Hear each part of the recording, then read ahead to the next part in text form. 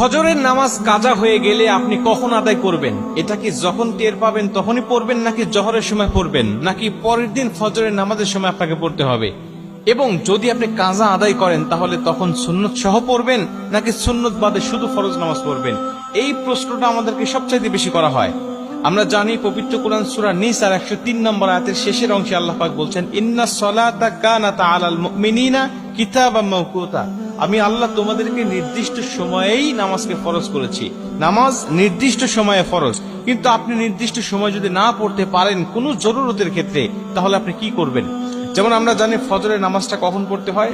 সুবে সাদিক থেকে সূর্য উদয় পর্যন্ত, এটুকু ফজরের নামাজের সময়। এর পরবর্তীতে পড়তে গেলে আপনি কাজা পড়তে হবে।